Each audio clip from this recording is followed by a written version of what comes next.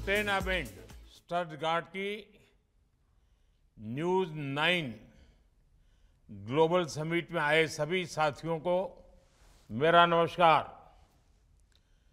Minister विनफ्रीड, cabinet में मेरे सहयोगी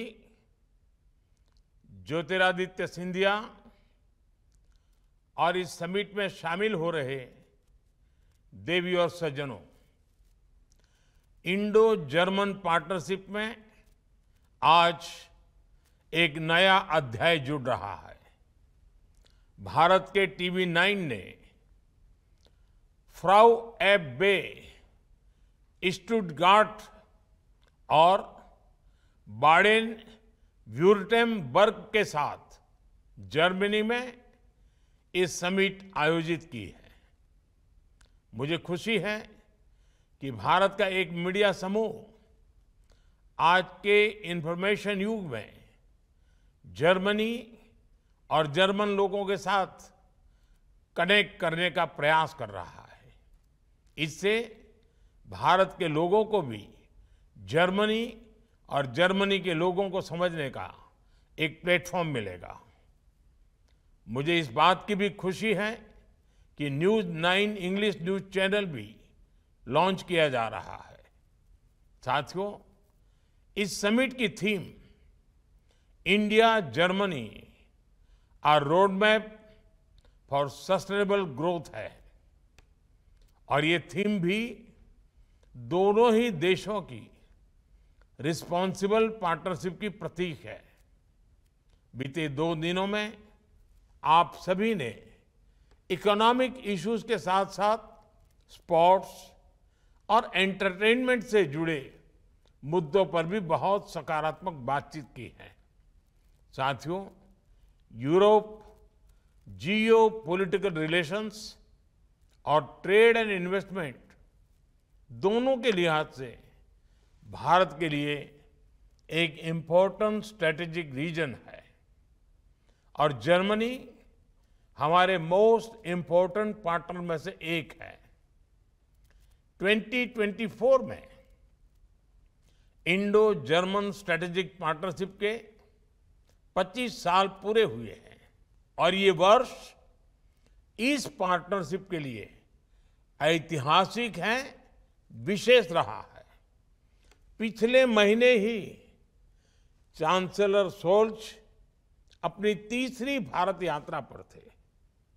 12 वर्षों बाद दिल्ली में Asia Pacific conference of the German businesses का आयोजन हुआ। इसमें जर्मनी ने focus on India document release किया। यही नहीं, skilled labour strategy for India उसे भी रिलीज किया गया। जर्मनी द्वारा निकाली गई ये पहली कंट्री स्पेसिफिक स्ट्रेटेजी है। साथियों, भारत जर्मनी स्ट्रेटेजिक पार्टनरशिप को भले ही 25 वर्ष हुए हो, लेकिन हमारा आत्मीय रिश्ता शताब्दियों पुराना है। यूरोप की पहली संस्कृत ग्रामर, ये बुक्स को बनाने वाले शख्स एक जर्मन थे। 2 जर्मन मर्चेंट्स के कारण जर्मनी यूरोप का पहला ऐसा देश बना जहां तमिल और तेलुगु में किताबें छपी। आज जर्मनी में करीब 3 लाख भारतीय लोग रहते हैं। भारत के 50,000 छात्र जर्मन यूनिवर्सिटीज में पढ़ते हैं और ये यहां पढ़ने वाले फॉरेन स्टूडेंट्स का सबसे बड़ा समूह भी है। भारत जर्मनी रिश्तों का एक और पहलू भारत में नजर आता है। आज भारत में 1800 से ज्यादा जर्मन कंपनियां काम कर रही है। इन कंपनियों ने पिछले 3-4 साल में $15 बिलियन का निवेश भी किया है। दोनों देशों के बीच आज करीब $34 बिलियन का बायलैटरल ट्रेड होता है। मुझे विश्वास है आने वाले सालों में ये ट्रेड और भी ज्यादा बढ़ेगा। मैं ऐसा इसलिए कह रहा हूं क्योंकि बीते कुछ सालों में भारत और जर्मनी की आपसी पार्टनरशिप लगातार सशक्त हुई है। साथियों, आज भारत दुनिया की फास्टेस्ट ग्रोइंग लार्ज इकोनॉमी है। दुनिया का हर देश विकास के लिए भारत के साथ साझेदारी करना चाहता है। जर्मनी का फोकस ऑन इंडिया डॉक्यूमेंट भी इसका बहुत बड़ा उदाहरण है।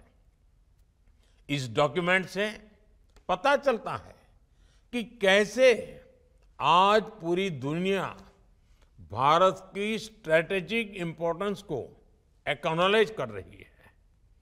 दुनिया की सोच में आए इस परिवर्तन के पीछे भारत में पिछले 10 साल से चल रहे रिफॉर्म, परफॉर्म, ट्रांसफॉर्म के मंत्र की बड़ी भूमिका रही है।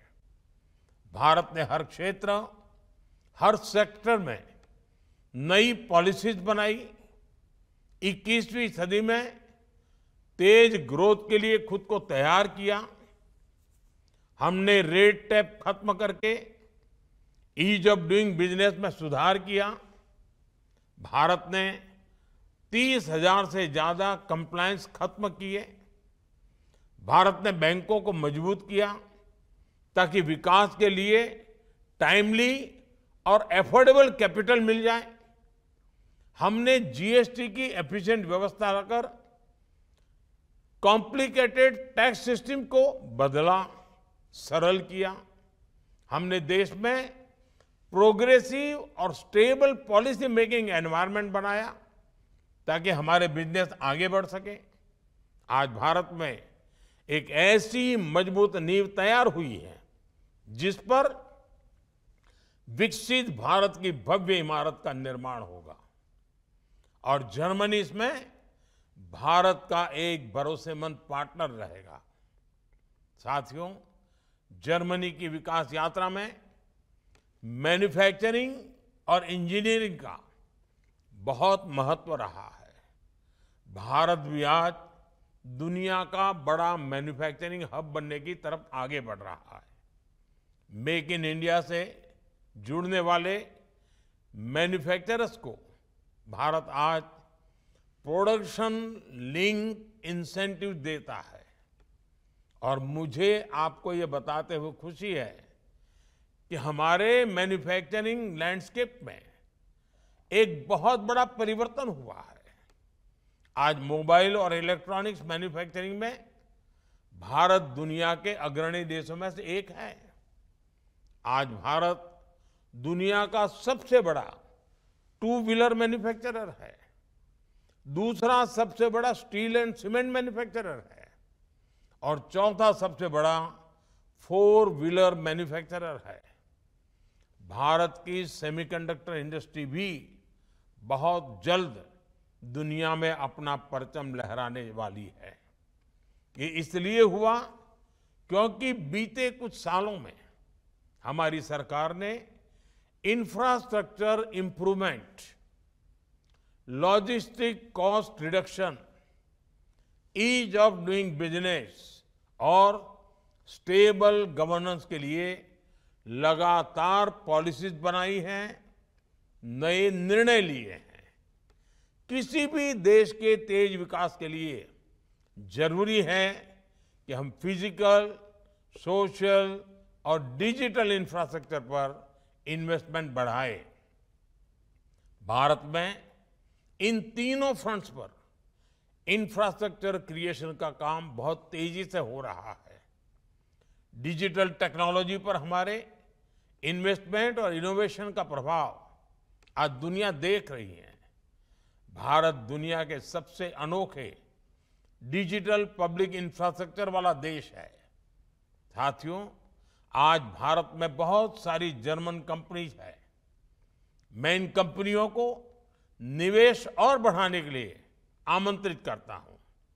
बहुत सारी जर्मन कंपनियां ऐसी हैं जिन्होंने अब तक भारत में अपना बेस नहीं बनाया है, मैं उन्हें भी भारत आने का आमंत्रण देता हूं। और जैसा कि मैंने दिल्ली की Asia Pacific conference of German companies में भी कहा था, भारत की प्रगति के साथ जुड़ने का यही समय है, सही समय है। इंडिया का डायनेमिज्म जर्मनी के प्रिसिशन से मिले, जर्मनी की इंजीनियरिंग इंडिया की इनोवेशन से जुड़े, ये हम सभी का प्रयास होना चाहिए। दुनिया की एक एंशिएंट सिविलाइजेशन के रूप में हमने हमेशा से विश्व भर से आए लोगों का स्वागत किया है, उन्हें अपने देश का हिस्सा बनाया है। मैं आपको दुनिया के समृद्ध भविष्य के निर्माण में सहयोगी बनने के लिए आमंत्रित करता हूं। Thank you. दानके।